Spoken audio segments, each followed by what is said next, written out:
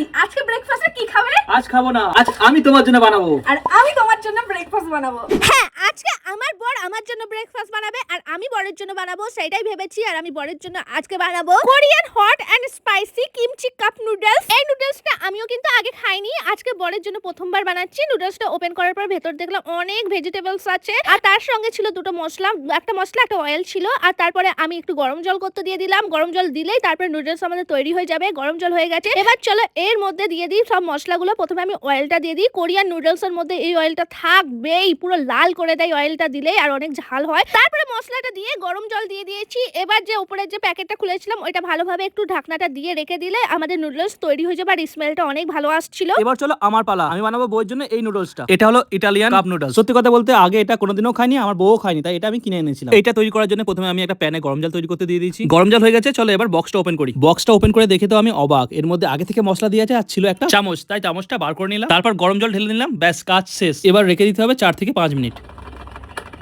আর আমি যে নুডলস বানাচ্ছি তার মধ্যে তো চামচ ছিল না, তাই চামচ নিয়ে নিয়েছি। আমার তো আগে থেকেই ছিল, তাই নো টেনশন নো চিন্তা। চলো এবার খাওয়া যাক। হ্যাঁ, খাওয়ার আগে ওপরে যে কাপ নুডলস এর কভার গুলো ছিল সেগুলো বার করে দিয়েছি। এবার ভালো করে মিক্স করে নিচ্ছি। এবার আমার নুডলসটা বরকে দিয়ে দিলাম, মানে আমি যেটা বানিয়েছিলাম বরের জন্য। আর বউয়ের জন্য যেটা বানিয়েছিলাম সেটা বউকে দিয়ে দিলাম। আর বর যেটা আমার জন্য বানিয়েছিল তার মধ্যে দেখি অনেক ভেজিটেবলস আছে আর দেখতেও অনেক ইয়ামি লাগছে। আর বউ কি বানিয়েছে দেখো, লঙ্কা লঙ্কা শুধু ঝালই দেখাচ্ছে, গোটা লঙ্কাও দেখো। হেই, আমি তোরই বানিয়েছি। কাপ নুডলস যেমন এসেছিল ঠিক তেমনই আমি তোমাকে বানিয়ে দিয়েছি। আর এখন চলো খেয়ে দেখি। আর আমার তো খেয়ে তো ভালোই লাগলো, নরমাল। আমার তো অবস্থা খারাপ হয়ে গেছে, এত ঝাল। আমি তো দুবার খেয়ে আর খেতেই পারিনি, মুখ জ্বলছিল, কান জ্বলছিল, আর একটু বেশি গেলে পেটটাও জ্বলতো। বরের অবস্থা দেখে তো আমারই হাসি পাচ্ছিল। তারপরে আমি তো খেয়ে যাচ্ছিলাম আর এদিকে বর তো ঝালের জল খাচ্ছিল।